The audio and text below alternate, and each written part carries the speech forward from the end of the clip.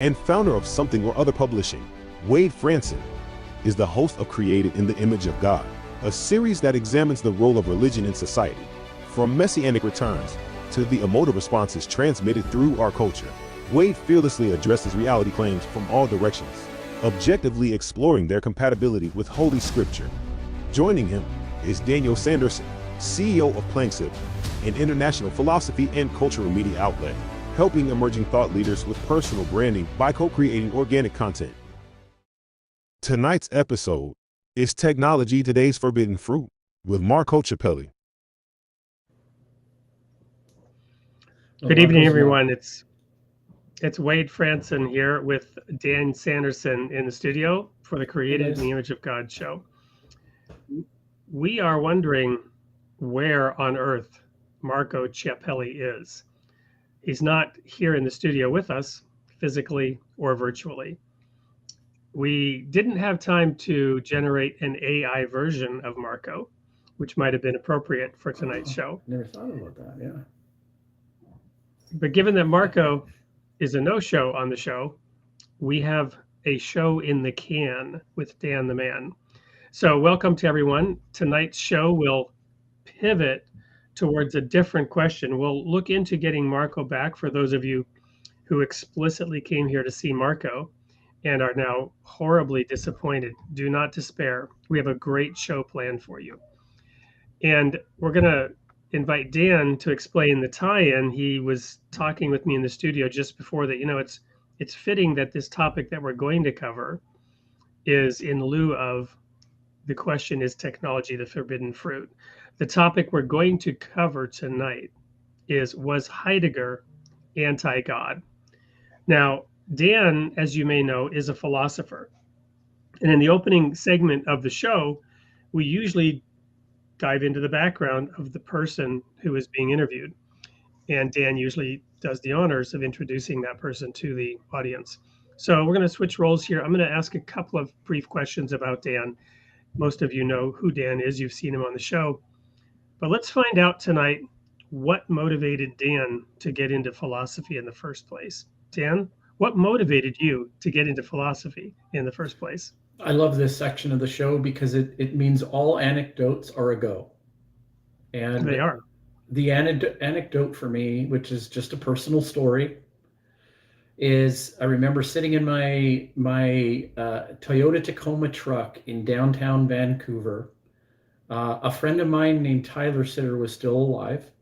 He has since passed away. He passed away probably because of a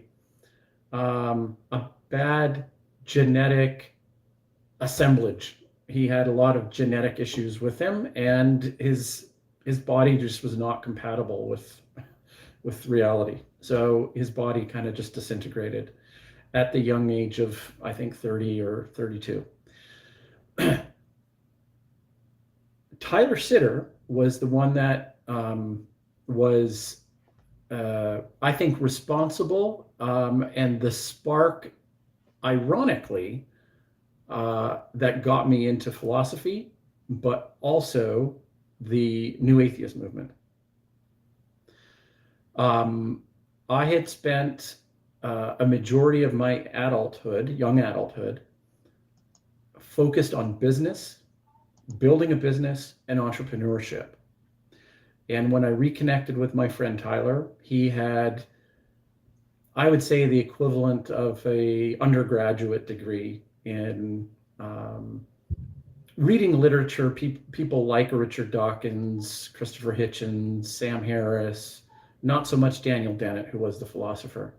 And I remember a conversation I had with him, Tyler, where he had said to me he was interested in philosophy. And I think for most people who try and read philosophy, you read one sentence, don't really understand it, you keep reading it, you keep don't understanding it, and you go back, and it's just a series of confusion.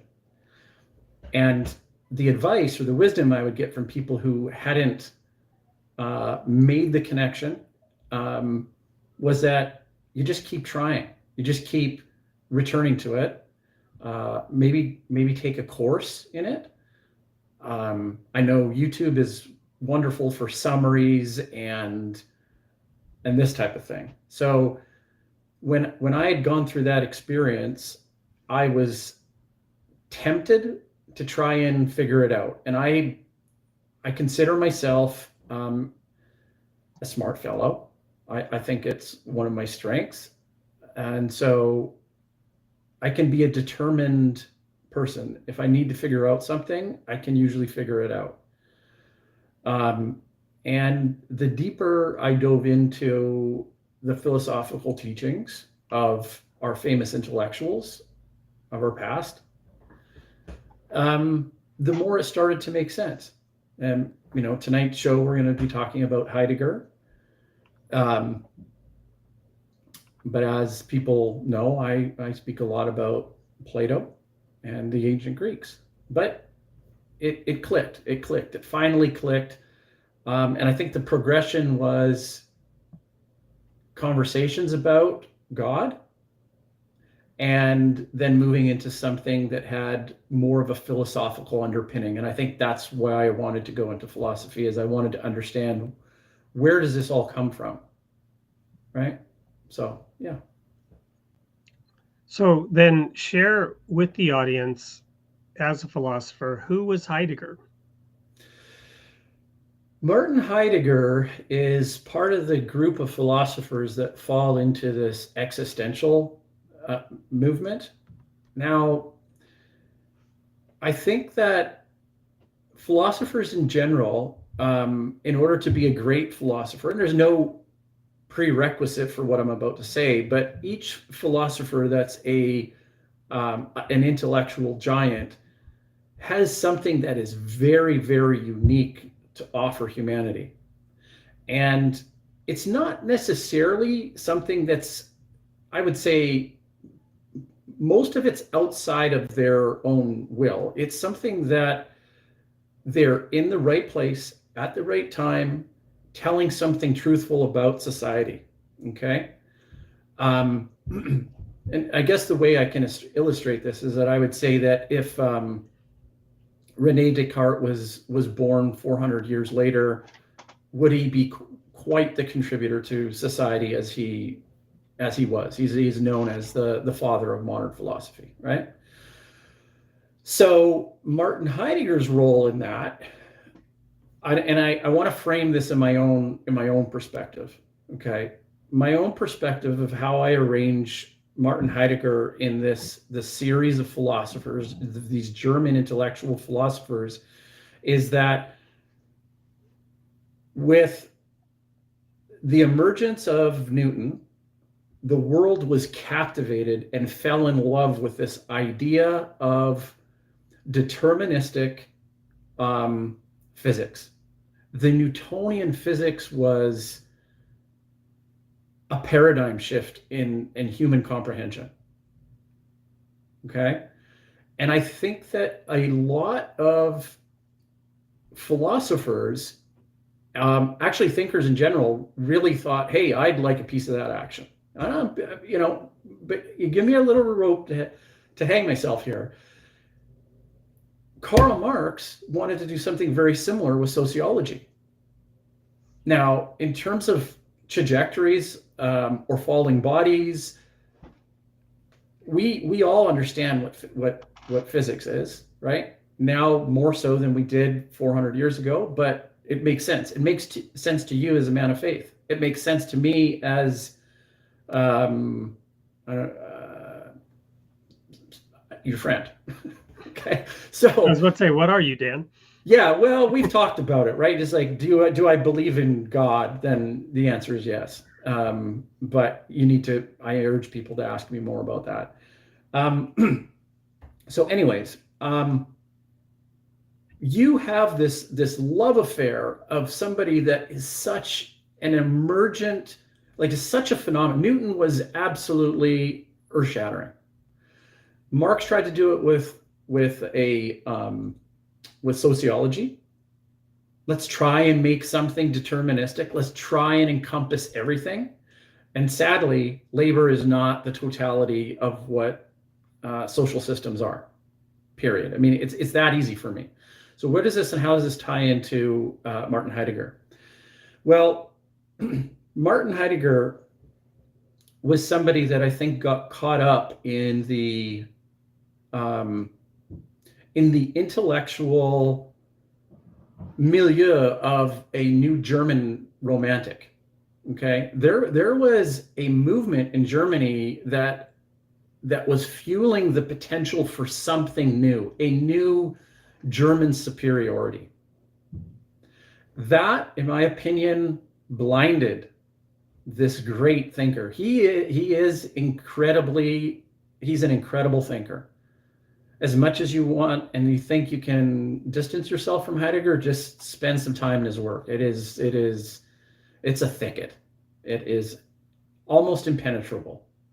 And when you think you've penetrated it, you don't understand it. It's kind of like that maxim about quantum physics. So, am I too early to like kind of lead this into Not at all. the Nazi movement and stuff like that? I was actually going to go there next, but let's just set the context. You know, the time in which Heidegger lived, and began to get involved in academics, was the time when Hitler was rising to power in Germany, right? And that was a massive dragnet that swept everybody up in one way or another, right? There was no way to avoid getting involved in some way with what was happening in that nation. Yeah. And that's the context, right? So it wouldn't have been something he went looking for. It's something that, trapped him in a sense and forced him to make decisions one way or another. Somewhat, yeah. I mean, he was he was like the leader of a major university. I can't remember what they call the headmaster or whatever. Yeah, it was Freiburg, right? Yes, exactly. Yeah, and he accepted a position. He accepted the position there. He was part of the Nazi Party. But here's the thing: history can be ruthless, and especially when in association with the Nazis. For everybody to know, Martin Heidegger resigned his position with the Nazi Party prior to Hitler taking power. And I think that the dismissal or the equivocation of Martin Heidegger being a Nazi is just it's I don't know. It's just it's not fair for somebody that actually was quite a brilliant academic, but the thing is it's a little bit like prophecy, right? Not quite, but if you're going to be a prophet, you can't get one thing wrong. One thing wrong, you're not a prophet, right? Like, that's kind of how it works. But we hold our academics, at least these kinds of academics, to like a very, very stringent qualification. Okay, so let's just imagine that there's a swell of social movement now that's starting to happen that may move into something as destructive as Hitler's Germany. Right now, it's relatively benign. It was a labor party. You had a country of Germany that was hungry for a new identity. There was an identity vacuum in that particular period of time. Martin Heidegger's dates were 1889 to 1976. So he died when I was born, basically, like I was born in 1975. We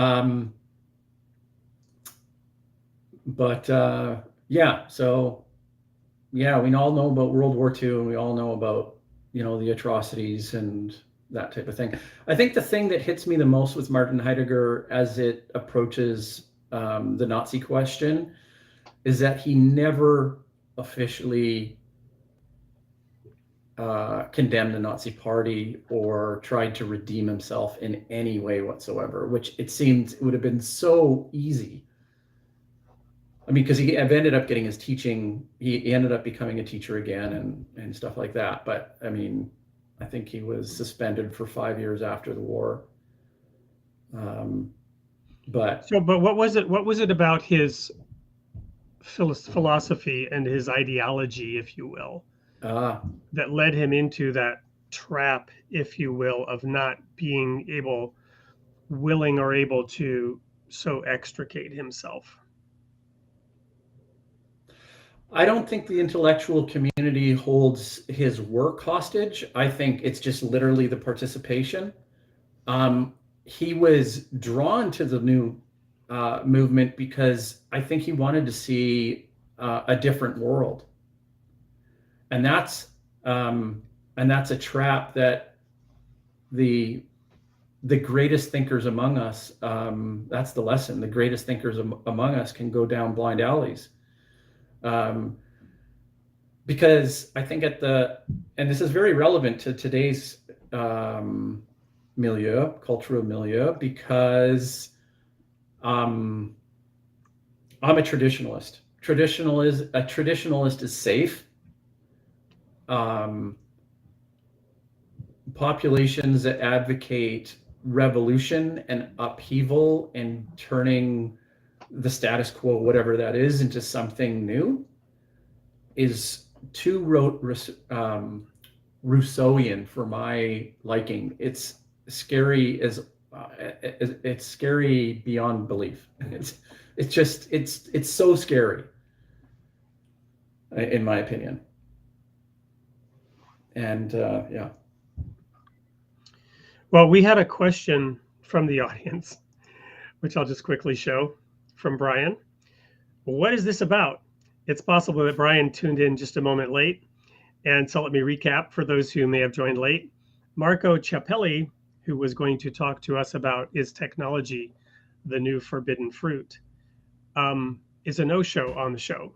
So Dan and I had a planned discussion around Heidegger and whether or not he was anti-God. Heidegger, in his early years, was studying to become a priest. So he did have that initial background. He dropped out of that relatively quickly for health reasons, I believe, initially. But we'll get into that as we return now from the commercial break that we are going to go into, typically at this point in time. And because we don't have a guest, we still want to give away a book. So because I'm the host of the show, I'm going to be giving away a copy of my book. So we'll go to this commercial break, which is actually an ad for the first of my 3 books, The People of the Sign. And when we come back, we're going to go on a little bit of a tangent for a couple of minutes and talk about a particular pet peeve that I have right now about cognitive dissonance and get Dan's reaction to it. And then we're going to dive deeper into Heidegger, find out, was he anti-God? Are philosophers more prone to succumbing to their own ego? And other interesting questions. Stay tuned. We'll be right back. What do divorce, kidnapping, ancient prophecies, and the collapse of the Soviet Union have in common with the music of the Beatles? These are all elements of author Wade Franson's traumatic autobiographical journey, recorded in his best-selling book, The People of the Sign. He effortlessly weaves these elements together, proving once and for all that truth really is far, far stranger than fiction. Order your copy now on Amazon or by emailing orders@soupllc.com.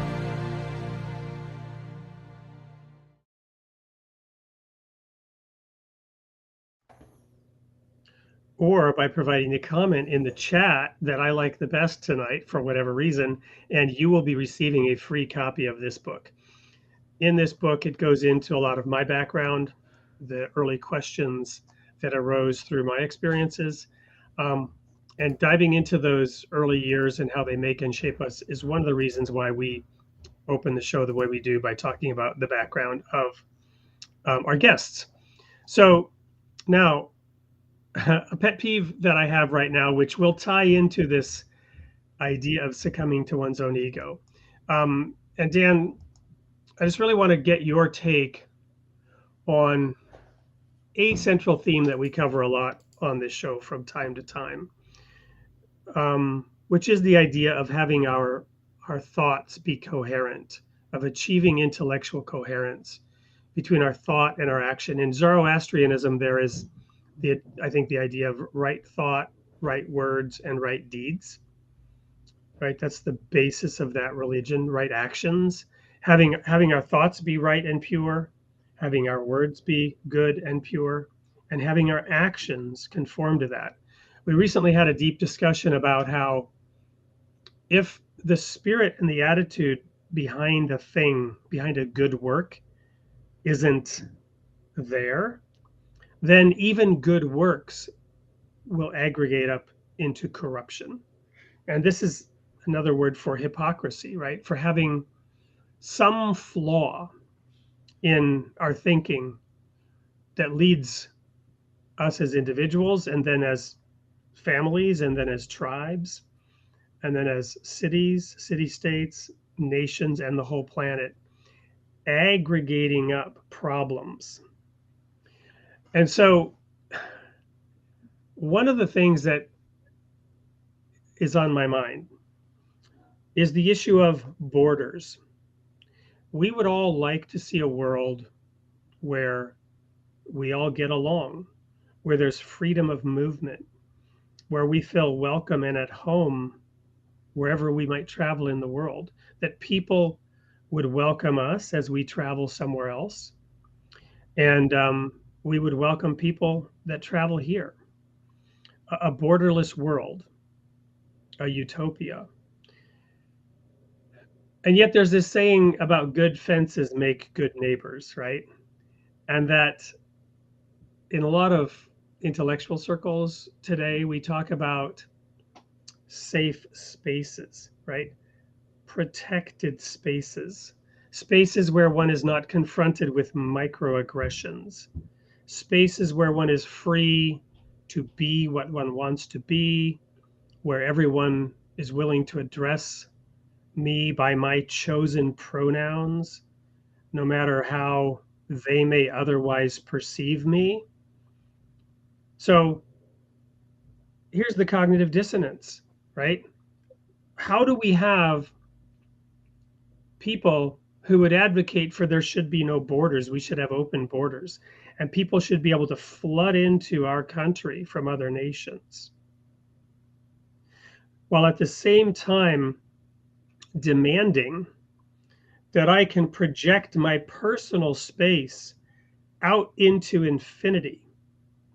And everybody who meets me, whether it would be from around the other side of the world virtually, I can force them to conform to my personal ideas about how I want to be treated.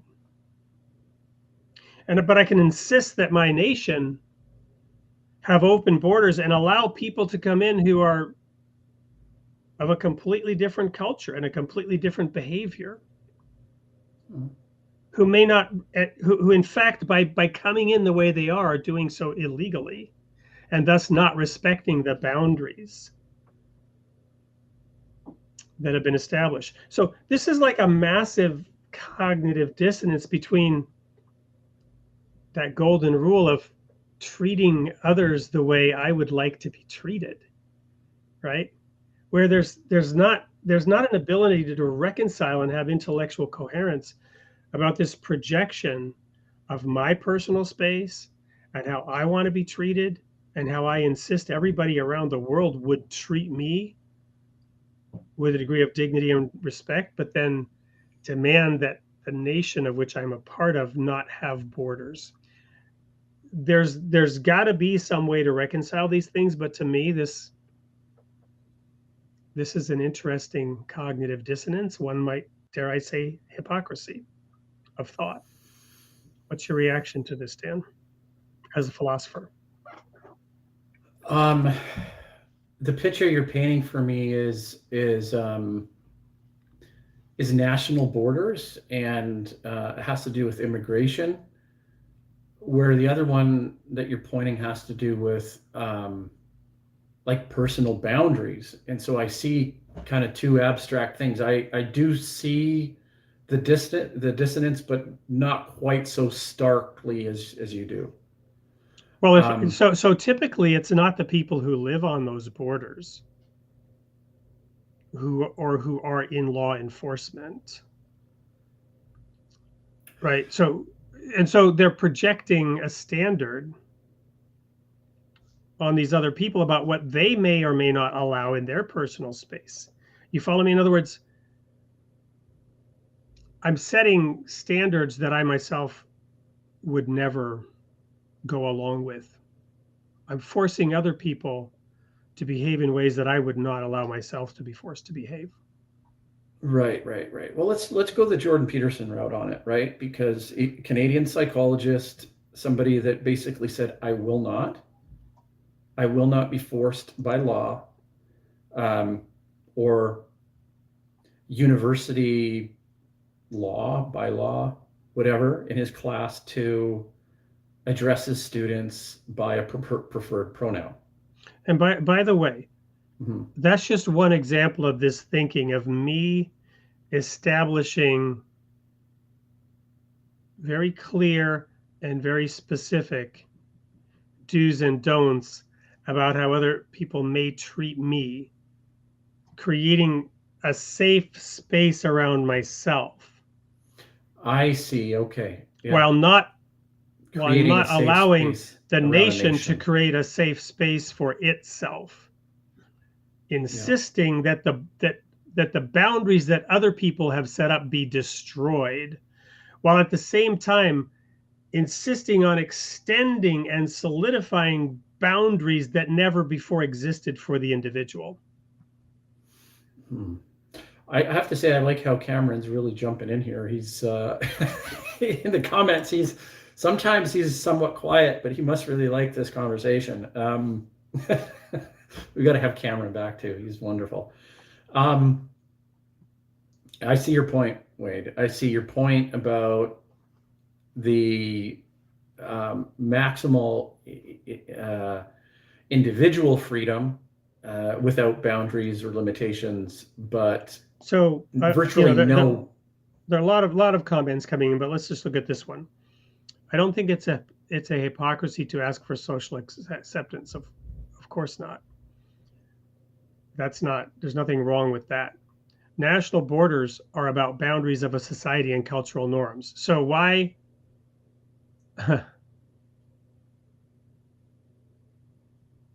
Yeah, it's a fundamental problem also on the issue of tolerance, right? Tolerance of certain things is demanded, which is intolerance of other things.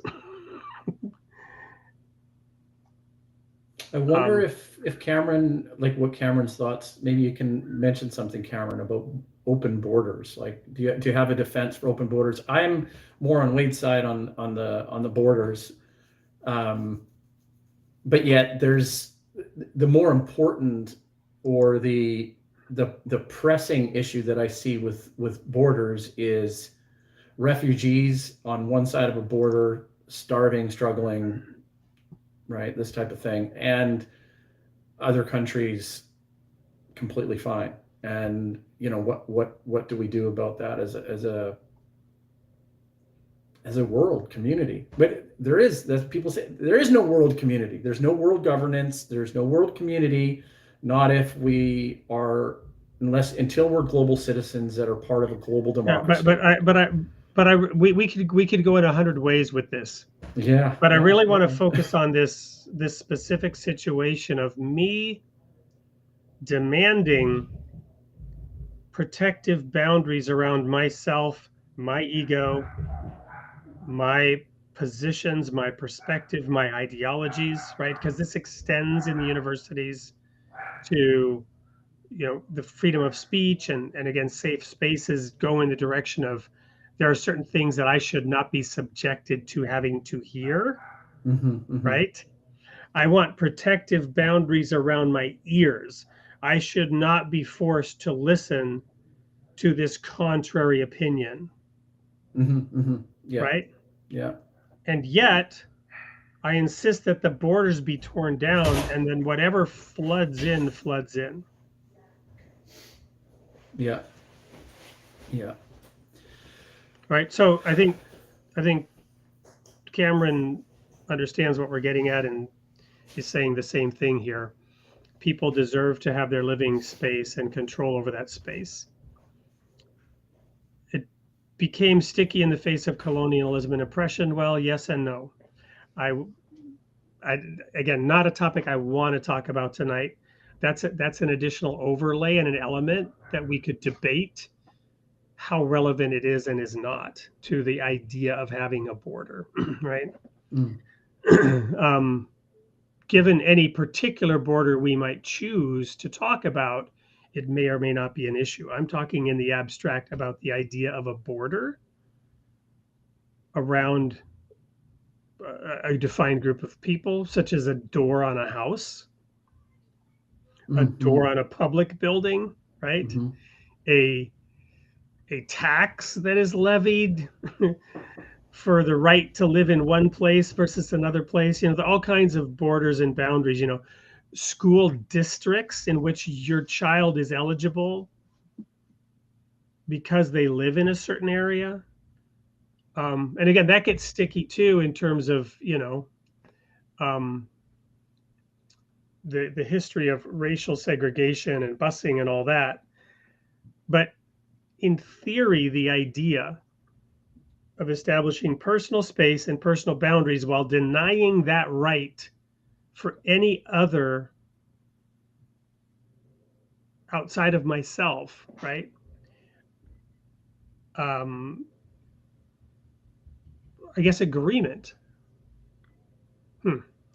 Anyway, I'll stop trying to further define it and let you respond there, Dan. I don't know. I'm just going to take a stab at it and say I think you're frustrated at the fact that a strong national identity is something that you would like to have, that is very important to you. No, I'm not addressing that. I'm not addressing the issue of, I'm addressing the issue of identity on the one hand, because the individual who is insisting on protective boundaries around their identity. Mm-hmm. So I'm glad you raised the issue. So I'm insisting on protective boundaries on me establishing my personal identity, mm-hmm. while rejecting the ability of others to establish a collective identity. All right, let's approach it this way. I find it a very useful philosophical technique. Thank you, and brought to us via Plato. So trying to understand and taking it from, we'll say, their perspective, okay, and let's open up the space for the individual. I think their idea is that everybody can have a similar amount of respect and social fluidity of non-offensive space. Now, I think that's the point where you say, well, wait a minute, that's actually not possible, because when people congregate, there's always some kind of either a rub, a conflict, there's something. It's just the way it is. There's hierarchies, and so I would take a guess that their ideal is that everybody gets that. If America opened their borders and refugees from around the world just swarmed into America, and it went from 480 million people to 4 billion people, they would maintain that everybody could live in similar kinds of bubbles of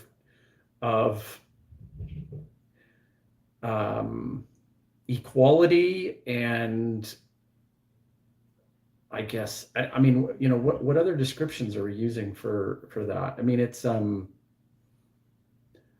like non-offensive existence, right? And so it's like, the question is like, why can't everybody just do that? Why can't everybody self-proclaim their gender, their socioeconomic status, their just live how they want to? It's almost like avatars or something. Like, if I want to be this, I can be this. If I want to be that, I can be that. Why can't everybody be that? Is that? Well, here again, Cameron is highlighting one of the aspects of that. There is also an element of social conformity and social norms. So the issue then becomes, I don't like Social the norms and prevailing conformity. social Yeah. norms. Mm-hmm. I want to establish a different social norm. Yeah. And the criteria by which I claim moral ascendancy of my social norm is that I was a minority Mm-hmm. and I was mistreated as a minority. Yeah. And therefore, I claim the right to equality. Yeah. Yeah. But that immediately begins to cross a line in which really I'm establishing a new majority so that I can oppress the new minority. And there It's is an a, artificial propped up majority. It's the well, minority ruling the majority, right? Because well, it's yeah. Well, there is then the identity claim, I guess, once a minority, always a minority, even if my view were to become ascendant, I would still lay claim to the underdog card and insist. You follow me? yeah. So I don't know. But to me, the core issue here is getting at that coherence of thought so that philosophically, to your point, Dan, if I insist on this one kind of tolerance,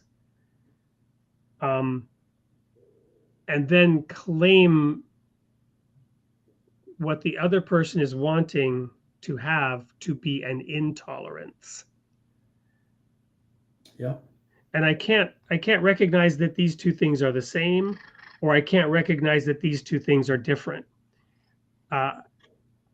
Philosophically, how does one address that cognitive dissonance, such that one can come to clarity and coherence on claims? You know, one of the taglines at the opening of this section is investigating reality claims, right?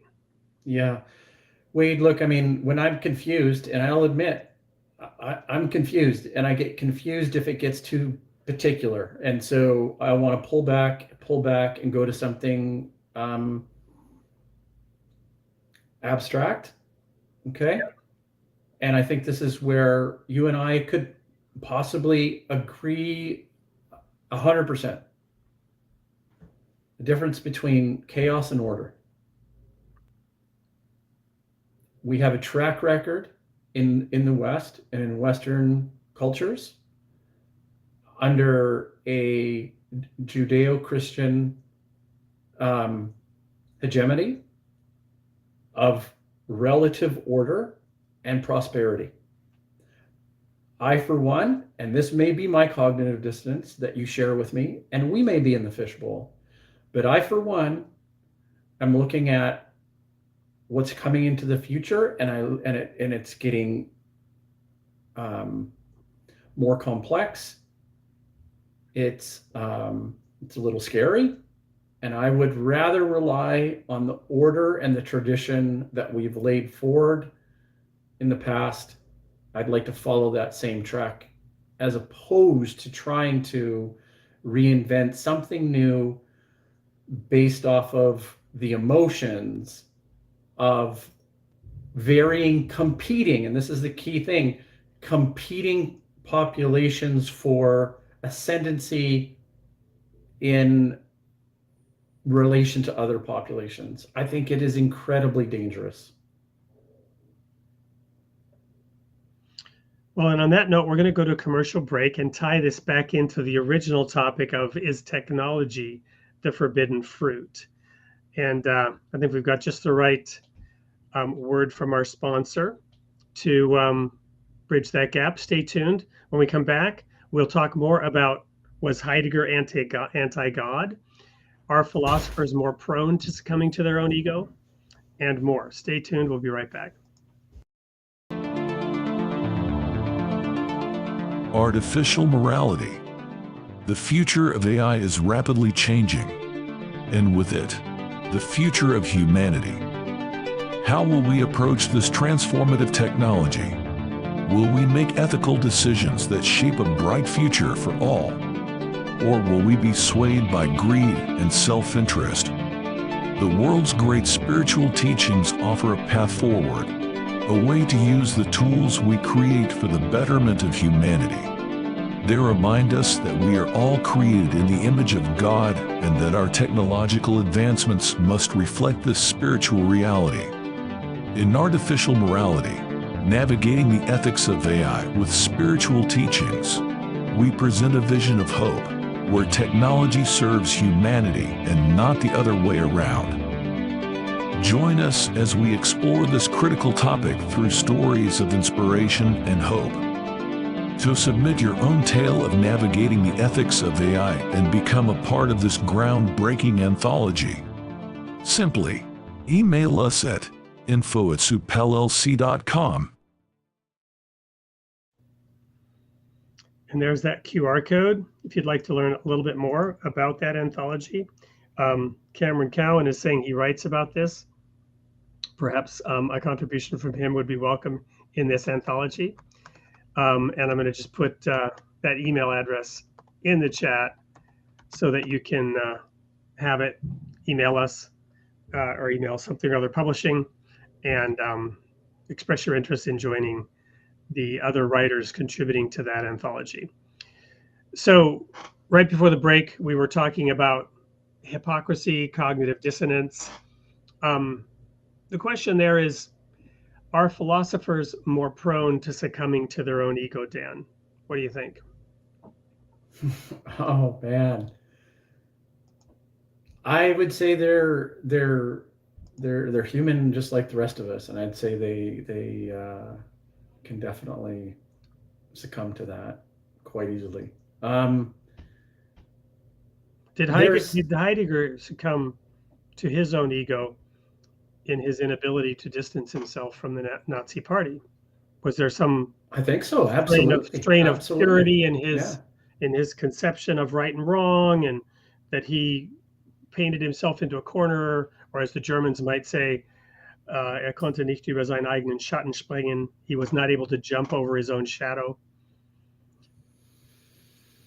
Quite possibly. I think he was on a journey of self-discovery with his work that was looking for something different.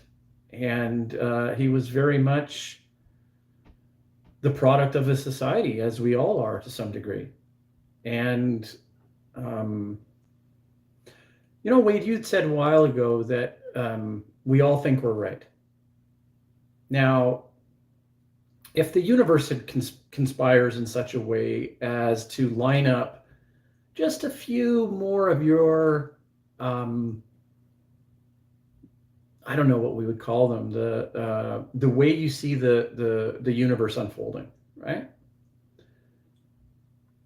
It'd be like a quickening. It'd be like, yeah, I saw this coming. I agree with this. I'm right. And so I think if we have a reinforcing mechanism that we look out into society and we see the way we interpret the world as being right, but if we get reinforcement about us being right, then it continually feeds back in on itself.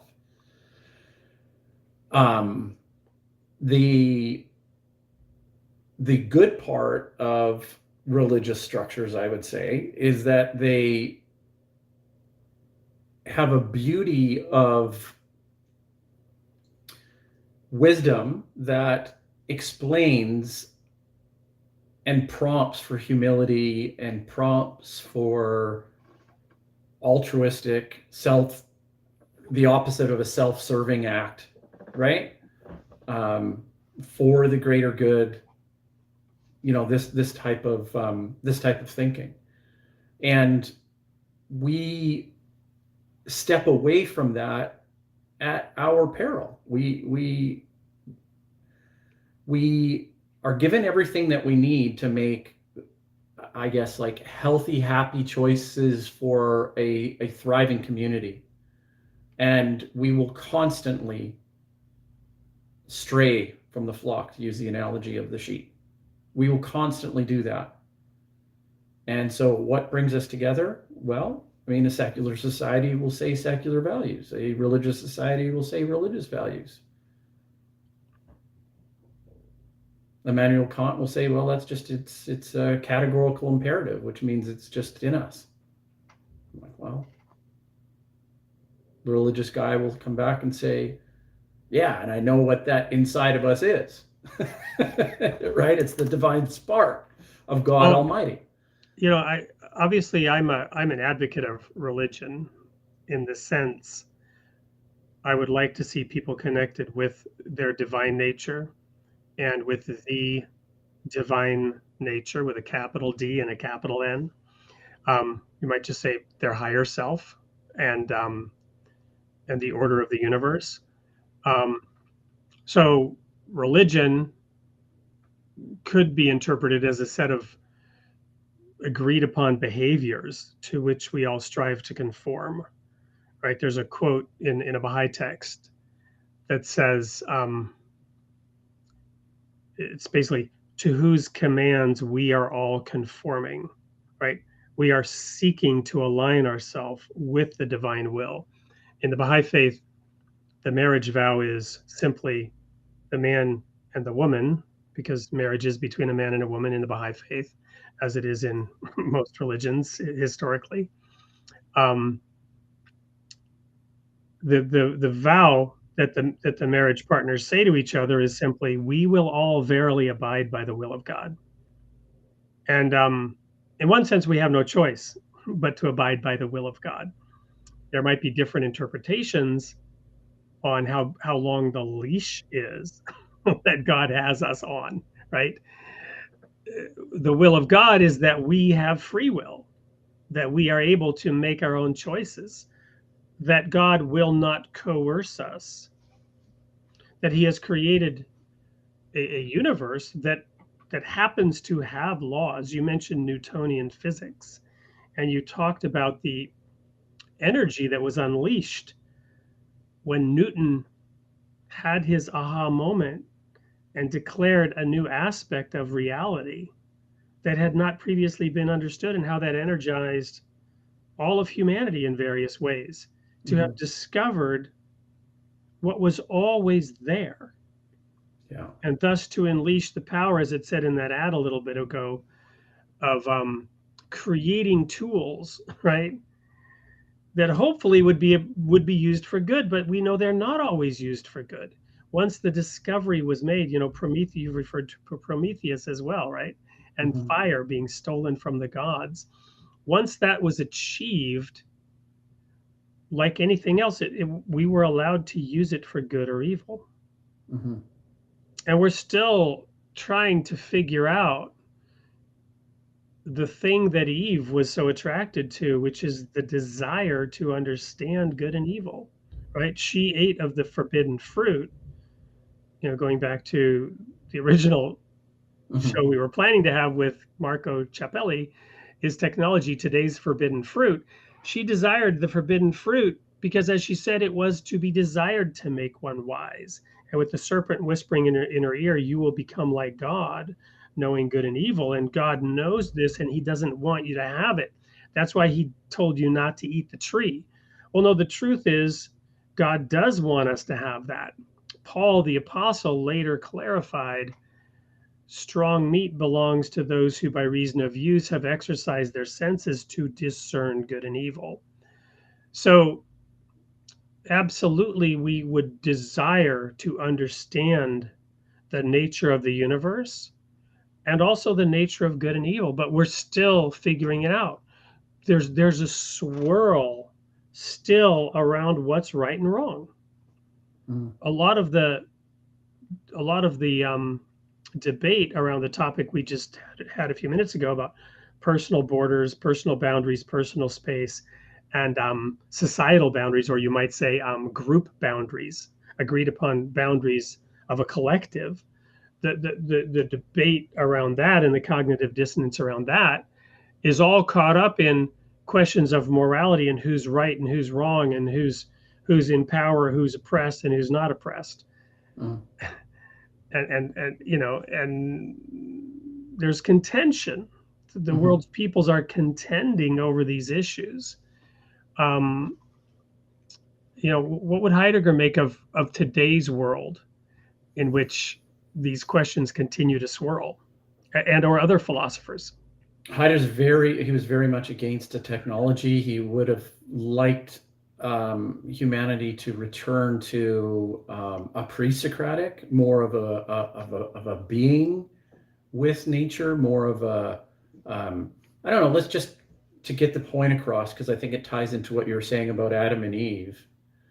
More of just a being with, and I think there may even be the implication not so much of cognitively thinking about what is right and wrong, just that there's something in our nature that we could return to, kind of like Rousseau in a way, right? Like if you would just let us return to nature, we would be fine, right? We don't need a guiding Leviathan or social contract to keep us on true north, right? Basically, morally. Well, does that tie into the idea of a noble savage? Yeah. Is that? Yeah, it does. It does. Exactly. That's exactly what it is. And, you know, I'm not opposed to it, but it's so far away in terms of speculation of not only how to get there, but where that's not our society. So it reminds me too much of societal collapse, right? It's like you trade something in a social contract. You trade the freedoms of a civilized nation, and nation is the key, because this is where, and I'm agreeing with you in many cases, Wade, a nation is where, and I'd say for the time being, I'm not saying in 5,000 years, maybe we socially adapt and move into a borderless utopia. I agree. Possibly, but we're just not ready for it. I agree that there's a progression, there's an evolution. Yeah. That gets us there, in the same way that when I was living in Europe for 10 years, you were free to travel in and out of all these different countries in Europe in ways that had not previously been possible. Yeah. But there was a certain homogeneity amongst these nations. They had achieved a similar set of values and norms that enabled them to allow people that were not going to disrupt and violate. Forget about microaggressions, creating macroaggressions, theft, disruption, chaos, murder. Well, what I like about the underlying normative world order, right? Okay, that the world traveler gets to experience is that even in some, there's the outliers, right? It's very difficult to just go on a vacation to North Korea, right? I mean, that's kind of a difficult one. Afghanistan's kind of difficult. Okay, there's a few other ones that are kind of difficult to do that as a tourist. There are a few countries that may have local conflicts, but there was an understanding that tourism and money coming in from outside countries was a positive net benefit. And so, you know, we've talked about this before, that the "In God We Trust" on the US dollar bill has a way of solving some issues, right? Okay. That means I'm not sure what you're referring to, because I usually joke and say there's a missing word on that dollar bill. The word "this" is missing. In this God we trust, right? Yeah. In other words, the money is the God. Right? Yeah, I would say Yeah, I get your point. I kind of get both of those scenarios, but what I'm saying is that if you have a country that may be prone to more, like you were talking about theft or some issues of like, it can be a quite unstable.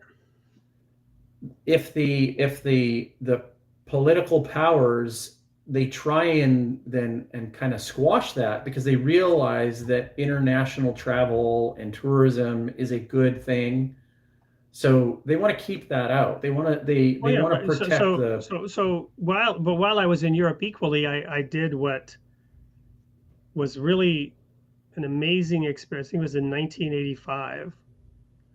I traveled to East Germany Yeah. and I crossed Checkpoint Charlie.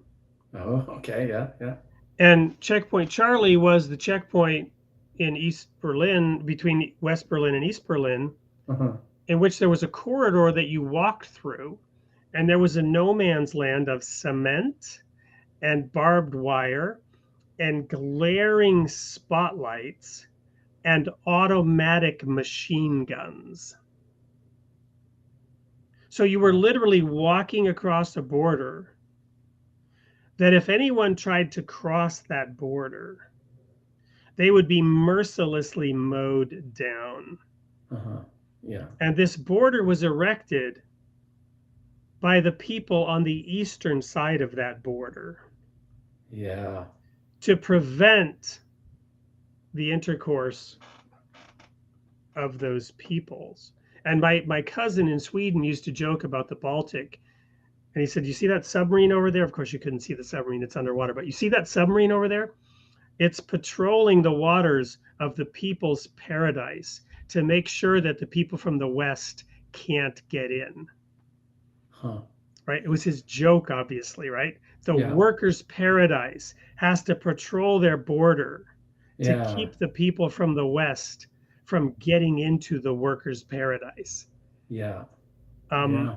So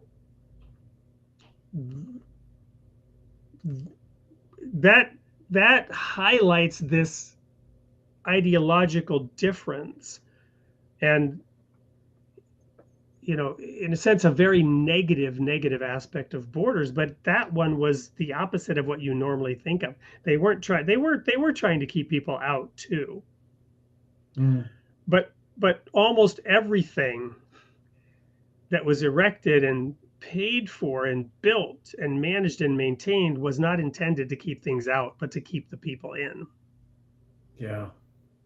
Yeah. So you're showing both sides, right? And maybe we could settle on saying, well, borders are a temporary thing until such time as we are mature enough as a society to take them down, and we'll know when that time is. I don't know. I mean, it's just, I think that's not the right time. Was there a reason? Was it the time for an east and west border? Was it necessary for the particular? I mean, most people know the story, Well, right? and there are different kinds of borders, right? There are many different kinds of borders, as we were discussing a little while ago, right? Anyway, Yeah. At the most basic level, and this is to me a defining perspective. The cells of our body, our bodies are made up of all these different cells, and in fact, different ecosystems of different types of creatures live within us. We have tribes of billions of bacteria that are not us, Yeah. but that coexist with us, within us, and help us, and without which we could not survive and we would die. Right? Yeah. These bacteria that populate, then we have different kinds of blood cells, white blood cells, red blood cells, and they have completely different functions. Brain, anyway, but the basic building principle of a cell is you've got DNA, you've got RNA, and then you have a semi-permeable cell wall. And the RNA can interact with the external environment. It can look out beyond the cell wall and interpret the environment and give feedback and instruction to the DNA to tell the DNA what to do. The traditional understanding of DNA is false. DNA as a determinant, as determining everything. It's more complex and more beautiful than that. The RNA interprets the environment and gives instructions to the cell what to do. But that semi-permeable membrane, that cell wall, is critical to the survival of the cell. And the RNA helps determine what to let in and what to let out. And the DNA helps build and maintain the structure, the identity of the cell. Yeah, so there's a biological border. And you actually made me think of the pleasure-pain threshold. And this is part of what defines the individual, right? I mean, if you get a little bit abstract and say what defines Wade, you say there's like, there's an entity, there's an agent walking around in a physical body, and you know when Wade stops and Wade begins, right? I mean, you know from the sensation on your skin, you know from the clothes you wear, you know, right? My proximity to you, if we're in the same room, we know when we cohabitate that proximity bubble. We know when two people are, you know, there's this border, right? And I think that's a very interesting, and I urge people to, if they're interested in this type of thing about cells in particular and homeostasis and the biology of felt experience, I would encourage anybody and everybody to check out Antonio Damasio. He's a neuroscientist and brilliant in that area. Well, I'd like to go to sort of a commercial break here, but actually I'm going to go on a detour again. This is a more ad hoc, spontaneous show. And I want to tee it up by saying that what we have done on our property here in conjunction with the Royal Falcon Foundation is to establish youth camps, right? Where we're trying to teach leadership principles to 11 to 15-year-olds. And we have a couple of videos, and I'm going to show one now that's about, well, I'll show the first couple of minutes of it. I have to give you a little bit of a praise, because Wade does not like tooting his own horn. It's remarkable what you're doing, Wade. It's really, really good. So on that precipice, or on that, I guess, like introduction, let's see the video. I have to do a little bit more teeing up first, and that is that this fall we took the kids to an external camp called That Zen Farm, where Marcy, the woman who owns that, has 19 therapy horses. And she does something called Gestalt therapy. Gestalt therapy. Gestalt being a German word. Does it mean being? Is that? No, Gestalt's very interesting. Gestalt means like filling in the blanks. So let's say you had only little bits and pieces of something. What you Gestalt is you fill it in. The mind can fill in like the whole picture. So you're completing the picture by adding that which was missing, kind of? Yeah. So anyway, Marcy taught the kids, and this is why this sparked the thought here, taught the kids that the horse is a prey species. It has eyes on the sides of its head. We didn't get her explaining this part. That's why I'm having to share it. But that was part of what she did with the kids, is to teach the kids that the horse is a prey species. It is preyed upon. Not that it's preying, but it is preyed upon.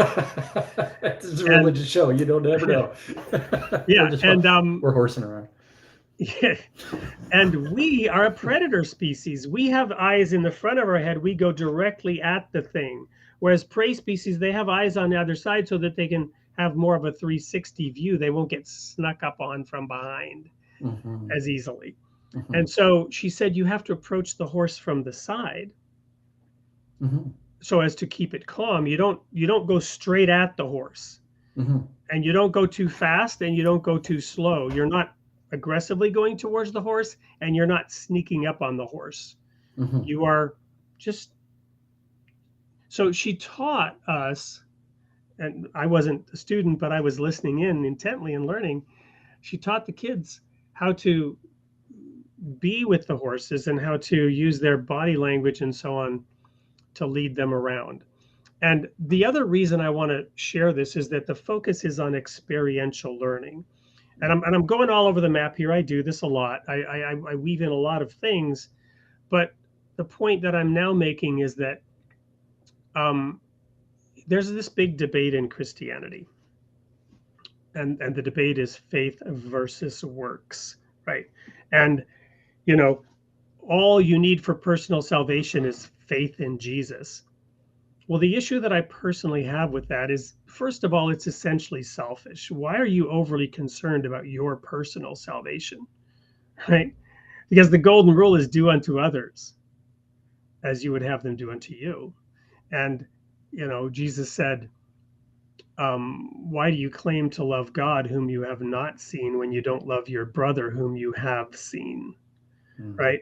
And this excessive focus on one's personal salvation and the corresponding professions of faith, where you are mouthing words intended to establish your faith or your righteousness. It's a religious, spiritual virtue signaling. Instead of recognizing that only deeds of stainless purity are acceptable before God. The words of your lips, Jesus said, why do you call me Lord, Lord, and not do the things that I say? Mm-hmm. What are our actions? Actions speak louder than words. So the whole program is designed to be experiential. And I'm just going to share now a little bit to sort of put my money where my mouth is and show this is what we're doing in terms of trying to teach and grow and build in young people the ability to transcend the issues and challenges of today and to build a better world. I'll need to just share the screen, and hopefully this will work. Tell me, Dan, if you do not hear the sound as well. I will.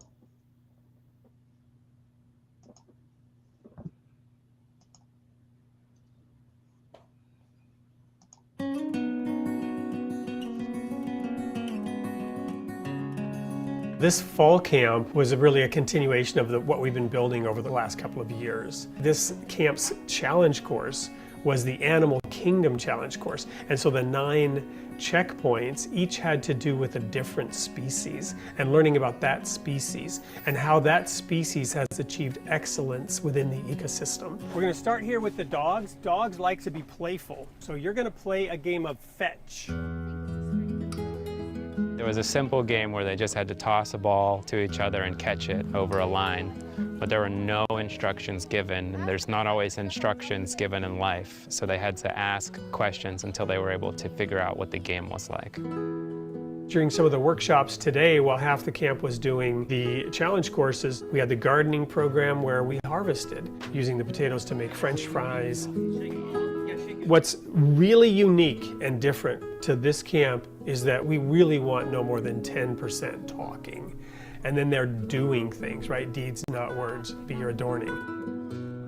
One of the things that was important to us was expanding further out into the community. So we started asking who else in the community is doing things and might be interested in working with us. I'm Marcy. I own that Zen farm. My husband and I own this farm.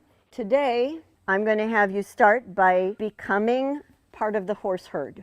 We're going to do an obstacle course using your body energy and your body language to move the horse.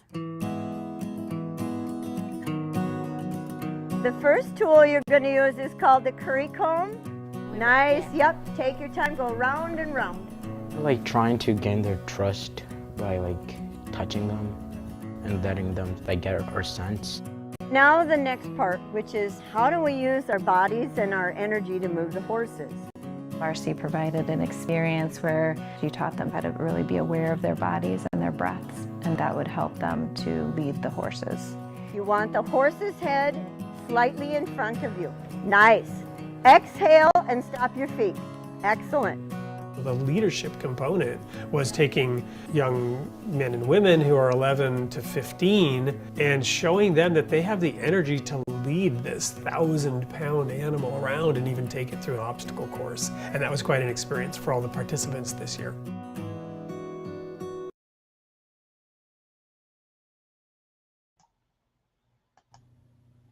I love that. It's great.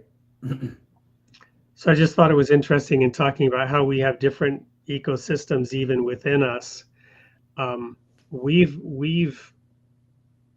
are at the pinnacle of creation. The name of the show is Created in the Image of God. Striving to fulfill a spiritual destiny, striving to transform the world into the Garden of Eden. Earlier, Cameron, who was very active in the chat, said something here. Where is it? Here it is. I think the whole idea that we have to return to something has always struck me as odd. And I don't think of it so much as returning to the Garden of Eden, rather transforming the entire planet into the Garden of Eden, right? Into a symbiotic relationship. I've said so often the first two commandments were dress and keep the garden and be fruitful and multiply. Setting off a yin-yang challenge to simultaneously become the most invasive species the world had ever seen, while protecting and preserving the planet and all the other species. To be the king, the top of the food chain, the pinnacle of creation, but with the intent of dressing and keeping the garden. Yes, subduing the earth, but not oppressing the earth. Cultivating the earth, turning the earth into an even more beautiful garden than that which it would be on its own without us.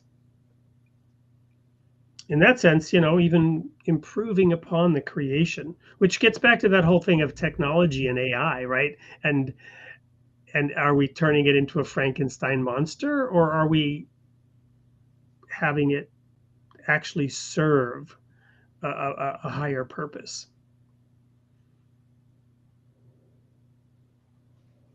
And it's easy to get wrong, apparently. I'm pretty progressive on technology. I think it's not so scary as it's portrayed, but that's just my intuition. That's my gestalt. That's how I gestalt. Is that because your kids were grown up before the cell phones were introduced, Dan?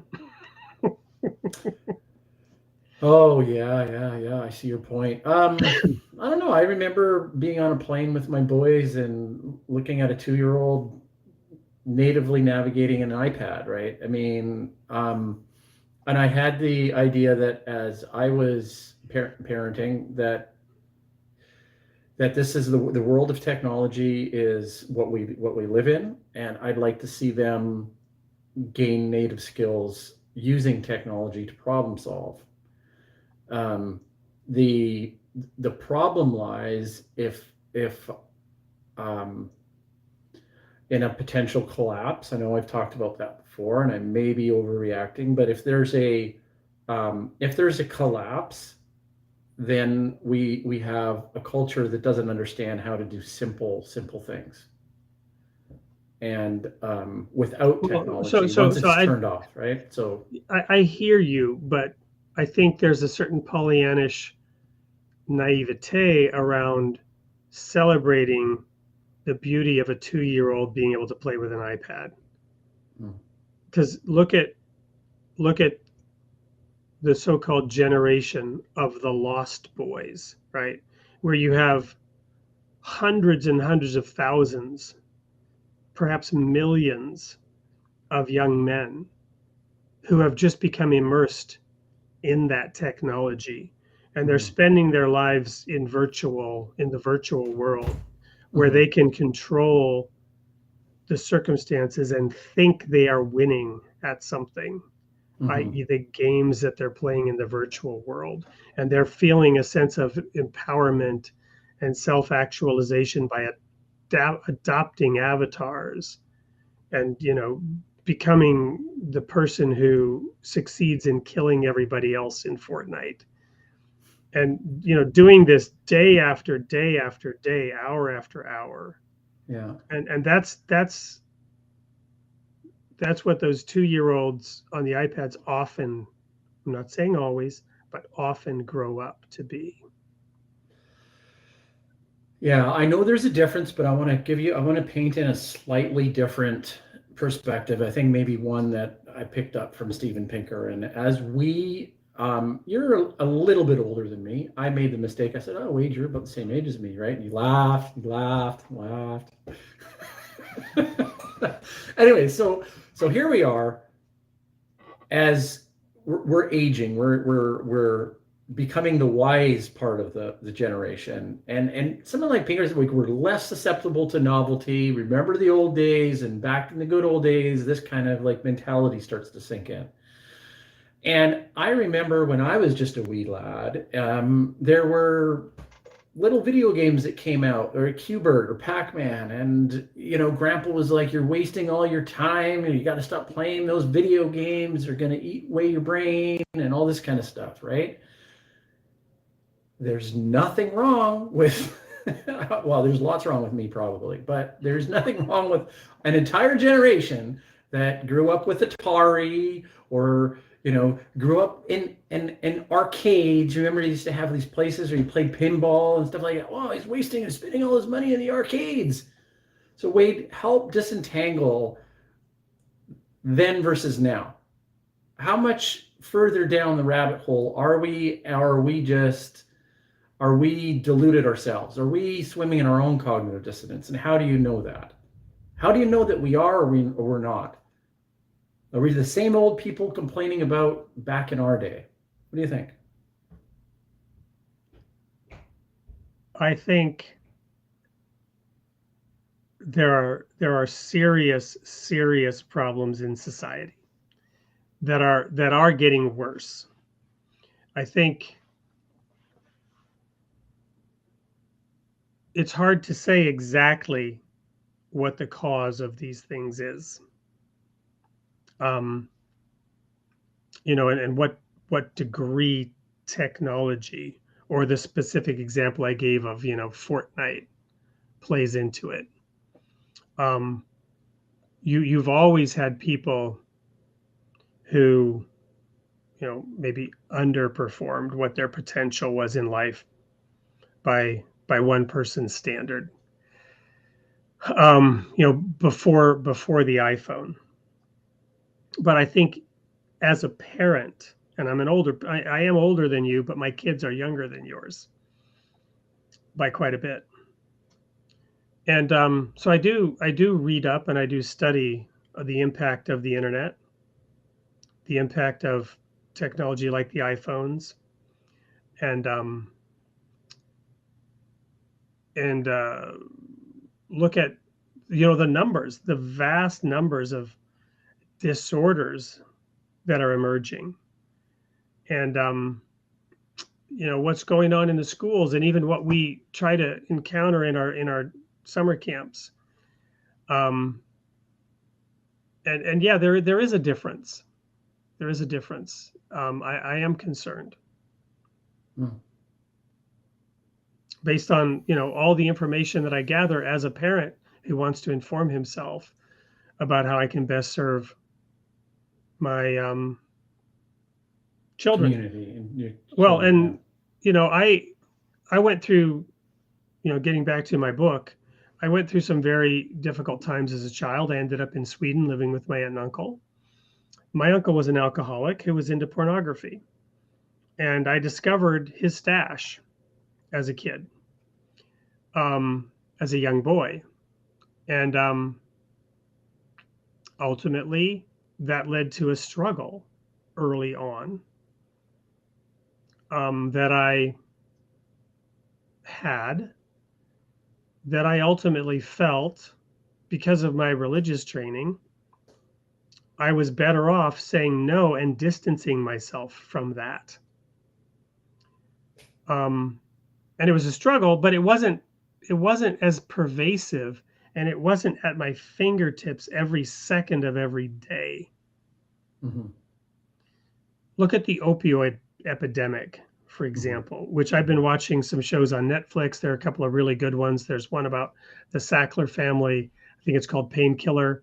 And then there's another one called The Pharmacist, which talks about this guy in Louisiana whose son was killed in a drug situation that led him into trying to figure out what was going on in his community. So he had an early look into exactly how the opioid epidemic grew in this country, and how doctors were creating pill mills, and how this, company in particular, Purdue Pharma, had mastered the art of making the creation of heroin addicts legal through the medical system to create many, many billions for themselves. So they became a national drug pusher who changed the nature of how doctors treated patients around the issue of pain. And those familiar pain charts where it says, what is your level of pain today on a 0 to 10? These were introduced as a way to sell those pills. Because if you could self-diagnose your condition, i.e., I am on a scale of 9 today, 9 out of 10 pain, Mm-hmm. I could then self-diagnose myself as needing heroin. Mm-hmm. Mm-hmm. Mm-hmm. Yeah. And so Yeah. hundreds and hundreds of thousands of young kids were killed in the opioid epidemic. Just, even a cursory examination into that will show you that, yeah, it got a hell of a lot worse for anyone who just opens their eyes and looks at it. But you have apologists, you have people who say, no, they were actually trying to help people. They were just really trying to, take care of people's pain. People shouldn't have to experience pain. We have these drugs available that would help, these miracle wonder drugs that will solve the problem of pain. And they were turning an entire nation into heroin addicts. Anyone that fell into that trap, which many did because it was deemed to be medicine, it was deemed to be science. And all it was greed and corruption, enslaving tens of millions of people in the service of enriching certain people that had found a way to make pushing heroin legal. Yeah. And so I'm saying that there is an equivalence here to the whole screen thing and the addictive nature of the power of that technology. And, I grew up on Pong, and then this little game in the arcade where you had these this one little ship that could fly around and target this other little ship, and then asteroids, and then Space Invaders. Space Invaders was the first arcade game that really hooked me. Mm-hmm. And I can't tell you how much money I plugged into that game in the form of quarters back then, playing Space Invaders. And, at that point in time, everything was about, getting off work and going to Shakey's Pizza where they had a Space Invaders machine and standing there for 2 hours playing Space Invaders. But again, it wasn't coupled with all these other things where, and then the pandemic and forcing everyone to stay at home. And, with what are you going to do all day? Well, there it is. And all kinds of other things thrown into this mix that, quite frankly, I do fear for the youth of our nation. And I do worry and am concerned about what it's doing to their cognitive abilities, to their abilities to explore the deep ethical, moral, philosophical questions. Mm-hmm. Versus the instant access of dopamine in the form of highly sophisticated games and entertainment and algorithms that feed us. I see how my kids, can't, we have to set down rules and laws. You will not use your phone in the morning until you leave the house. You're not going to come to the breakfast table and sit there with your phone. You're just not. And it's a constant daily struggle because it is so addictive. Yeah. And whether it permanently harms them or not, I think Cameron again made a cogent point here. Blame a society that left them behind. Well, this society created the iPhones and everything that goes along with it, and created this technology and created the entertainment. And we have to like force our kids to sit down and have a game night where we play a board game as a family, where we're actually interacting with each other instead of everyone sitting there on their device, isolated while thinking they're connected. Yeah. And I think this whole circling back, this whole thing about my safe space and being concerned about microaggressions and not wanting to hear anything that is different from what I already believe, and that somehow that is violence. It's violence if I have to listen to your contradictory opinion. Where does that come from? I think the technology definitely plays into that. Yeah. Which I'm not saying that society is the great Satan either. I mean, I'm not saying that the technology is the great Satan either. I have 3 screens right here on my desk right now, and 2 computers, and I have a headset and a microphone, and I have a phone over here, and I got more over there. I've got my Mac over there that has my iTunes on it. And we've got a TV. We're surrounded by technology. I'm not a Luddite. But yet I'm aware of what it's also doing. Yeah. I mean, I can't argue with you on that. It's what to do about it is the question. And do we inspire people away, or do we coerce them away? That's maybe the real question. Do you build a wall to keep people in or keep them out? Yeah.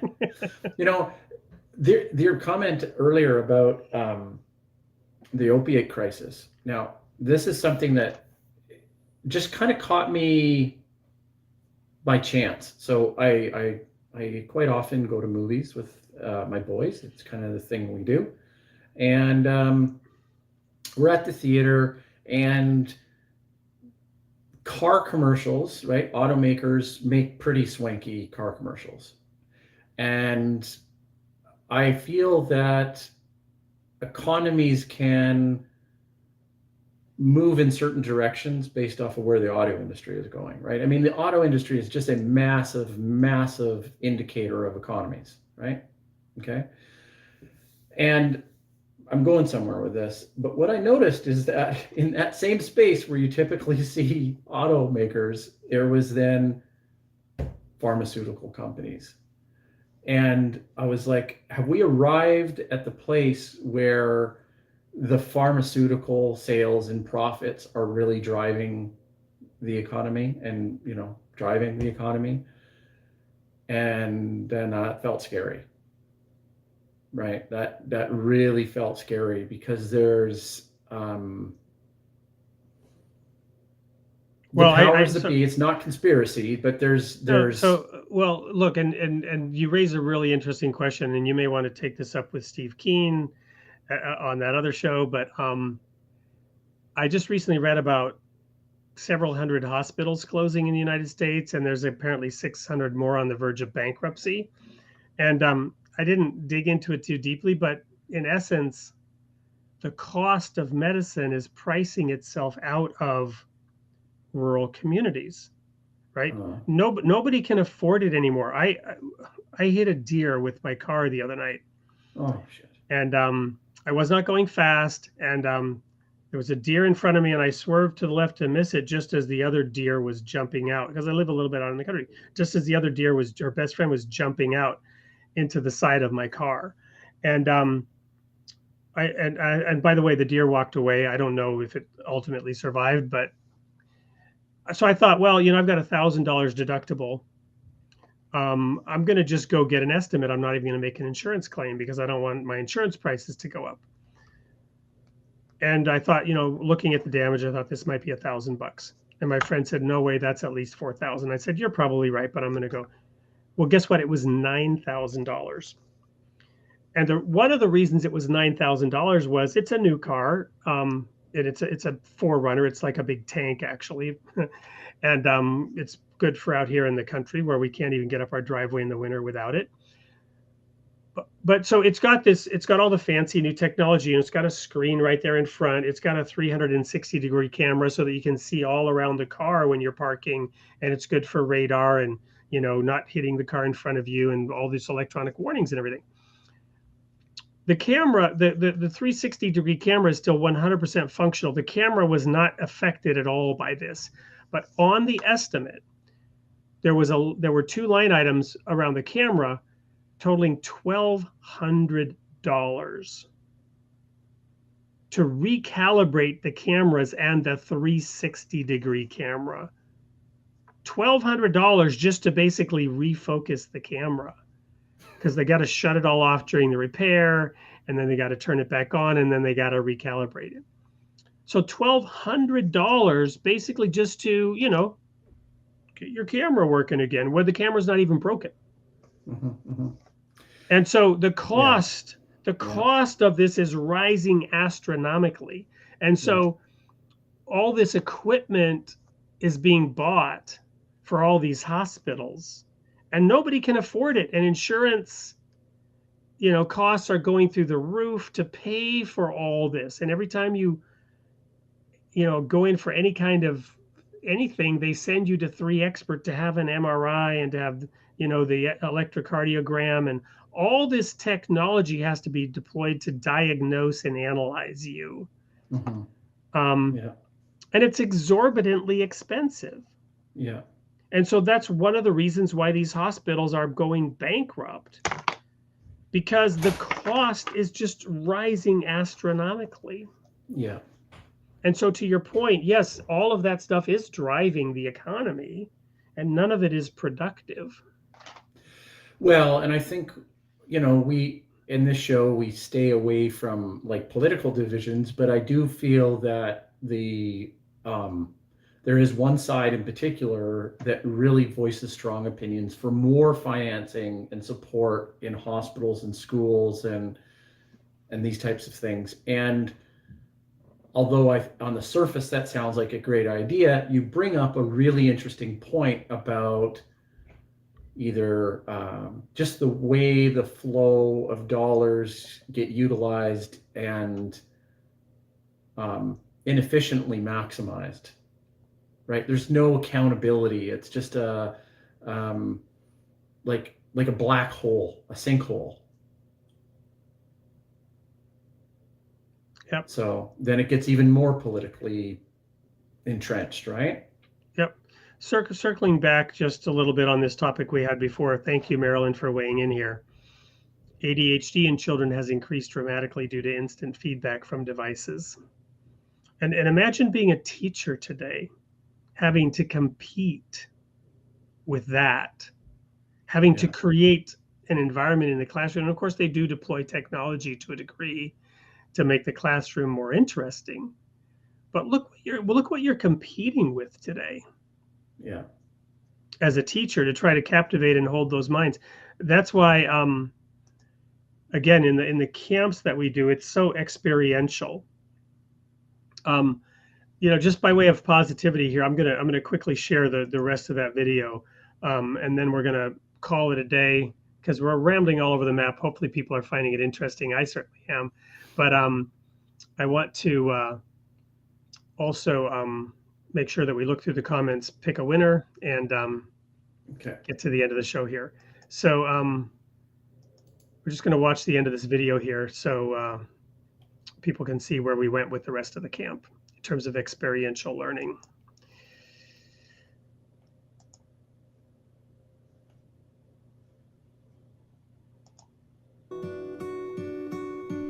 At the Hillcrest Orchard Camp, people feel excited to contribute.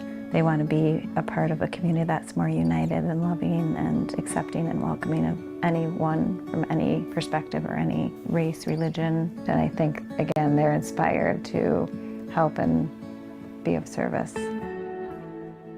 You know, it's a blessing to be able to teach kids, and it's one of the ways that we can make sure that the world will continue to prosper even after we're gone. Yeah, I'm very, very excited about how this camp turned out. We accomplished a lot in just 2 days. We anticipate being able to grow the camp substantially next year. We're really refining and honing the activities so that you can basically throw them into a suitcase, you know, fly to a different city and help somebody else establish a program like this. We're wanting to make sure that other people that are interested to contact us, let us know. We'll help you launch and establish a camp like this in your local area.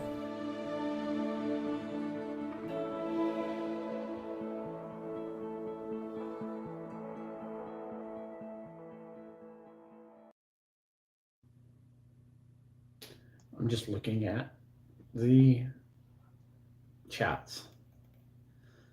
It's kind of a back and forth tennis match here. Well, Cameron's kind of an insider, and he definitely was worthy of getting that free book. That's for sure, yeah. But he's kind of an insider as well.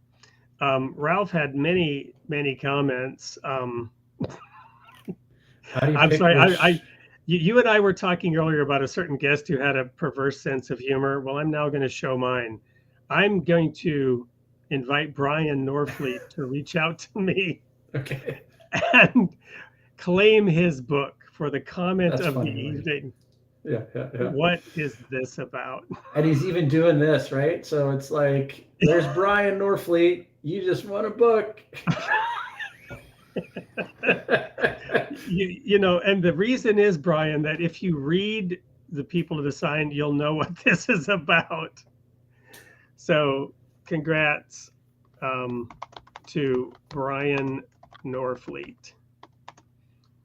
Contact us at info@souplc.com to claim your free copy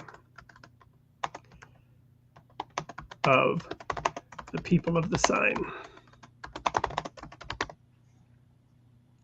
Do you agree with my choice there, Dan? Well, I mean, I think that's great. I like how you just pulled it out like that. Made a decision. I'll stand by you. What is this about? Yeah, what is this about? Yeah, it's a good philosophical question. Well, thank you all for joining us this evening for the impromptu semi-planned discussion on Heidegger. We never did really answer the question about whether Heidegger was anti-God. So in the remaining moment, yay or nay, Heidegger, anti-God, yay or nay? I think he was yay. He was anti-God? No, he was. I hate those double negatives. I think he was a God-loving. My kids used to like to play opposite day. Yeah. No means yes, yes means no. Yeah. Well, Dan, thank you so much for being my compadre in crime. Thank you, Cameron, for keeping the conversation going. Thank you, Marilyn. Thank you, Ralph Shoemaker. There were many, many comments from Ralph Shoemaker here too, which we didn't end up sharing. But Ralph goes back. He may even predate me, or at least he was in a very rural area that when he was young, they didn't have a landline, let alone a cell phone. And here's another one from Ralph. He had many interesting comments. But you know, I think that one asking that crucial question, what is this about? What's it all about? Well, and with that, my friends, I will say, why can't I get rid of Ralph's comment now? I just clicked hide, but there we go. Good night, my friends. I hope you will tune in next week. And now I have to do the obligatory, well, what will next week be about? And I have to quickly find that. So next week, if she shows up, which I'm sure she will, She's it will lovely. be Anne Kay Fraley, an amazing woman, mother, and author, right, of science fiction, Christian-inspired science fiction. She may be an emerging C.S. Lewis. She's written a number of books. She's raised 8 children. And she has written a number of science fiction and fantasy novels that address her Christian faith. Anne K. Fraley will be here with us next week. And we will be talking about her experience, her work, and what does faith really look like? And what does courage really look like for a woman who has been through those things that she has and come out on top? We hope you will join us. And until then, Dan, any last words of wisdom? Nope. Anne's lovely. Read one of her books and looking forward to next week. Wonderful. See you all then, same place, same time. Come prepared, bring your friends, and we'll be giving away a copy of one of Anne's books. See you then. Until then,